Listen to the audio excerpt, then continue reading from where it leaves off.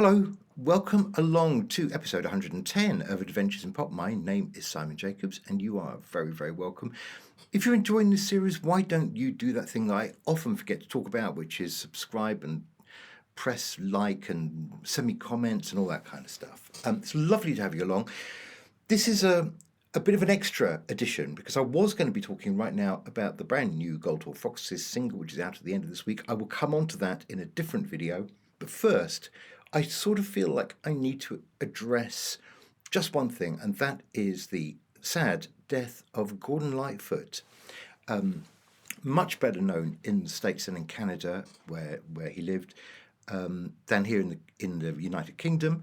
But I would say he's been quite influential to my life and to my kind of, musical background. So, Gordon, this episode's for you.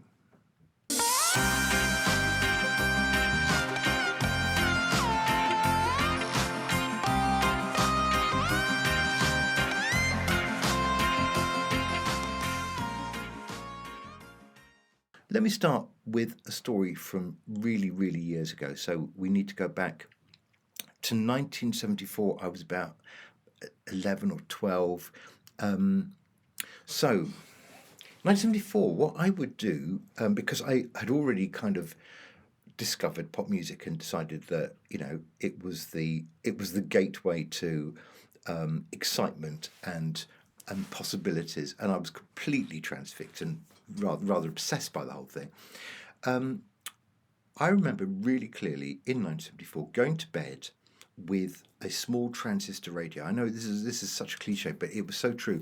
And keeping that small, probably about this big transistor radio right by my pillow, because on a Wednesday night, I think it was a Wednesday night, each week, Radio Luxembourg, which faded in and out of earshot with its wavering wavelength, would take us through the American Top 40 chart, the Top 40 singles chart. This is quite a laborious thing because they would play in full every song, I think, between 40 and 1. It took, a good few hours, probably 3 hours if I remember rightly.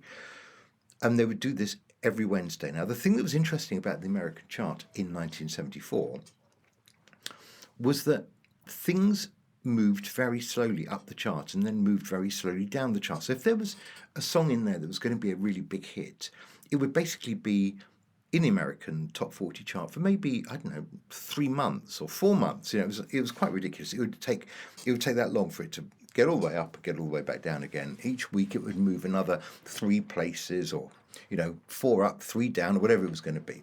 So I can remember, and there were just 2 songs that I remember tuning in for every week because I knew that I was going to hear them, and it took me probably through most of 1974.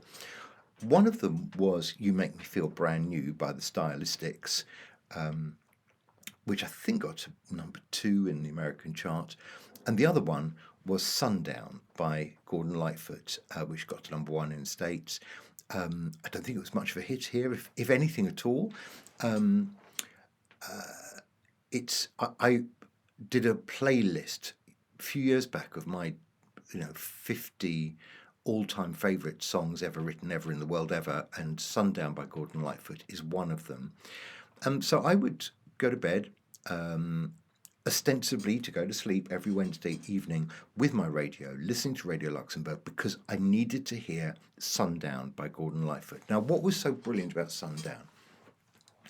I think in my 11 or 12-year-old head, I don't think I'd heard a voice quite like that, and it absolutely got me into the sort of the notion that when the same voice is double and triple tracked, and singing in harmony with itself, it is a beautiful, delicious, and delightful thing. And I kind of think that a lot of my sense of harmony, or the need to harmonize, and the kind of sound that I'm sort of going for, was incredibly influenced by Sundown by Gordon Lightfoot.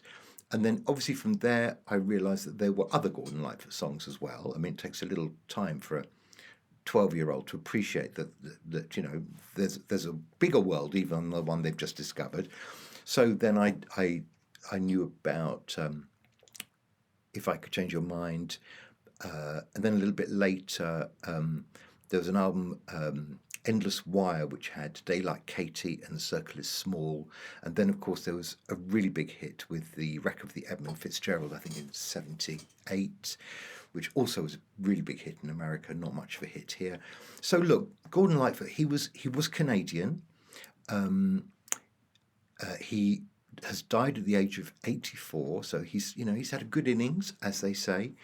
And he was particularly, loved by Bob Dylan. I mean, Bob Dylan, I think, said, I think I've got it here. Bob Dylan says something like, "I can't think of any Gordon Lightfoot song that I don't like.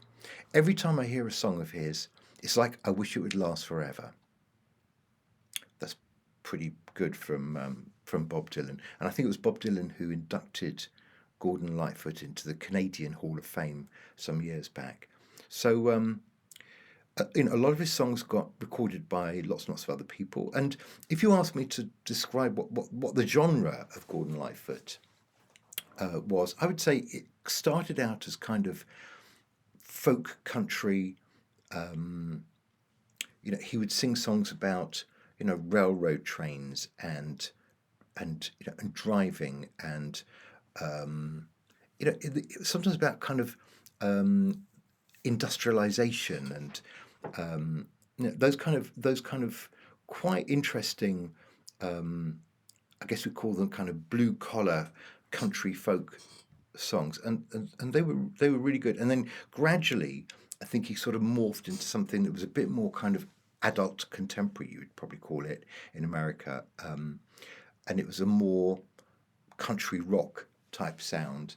But he had a great voice. He wrote brilliant lyrics, really good tunes, always really good harmonies, and his songs were they were just arranged really beautifully and really, really well recorded. So go and find a greatest hits of Gordon Lightfoot. Make sure you listen to Sundown and If I Could Read Your Mind and The Circle Is Small and The Wreck of the Edmund Fitzgerald and Early Morning Rain, all of which are just great, great songs. So that's it. I just want to say, Gordon Lightfoot, thank you. You've been an inspiration, I can say. I'm sorry that the UK didn't necessarily take to you in quite the same way as your home country in the United States did. But I guess, we were busy doing other things like inventing punk rock and loving disco and stuff. But certainly an influence to me and a magnificent singer and songwriter. Should we leave it there? I think so. I'll be back very soon with a very different genre and change of subject, and we'll be talking about the new single from Gold Hawk Foxes, which is called Get It Right. See you later.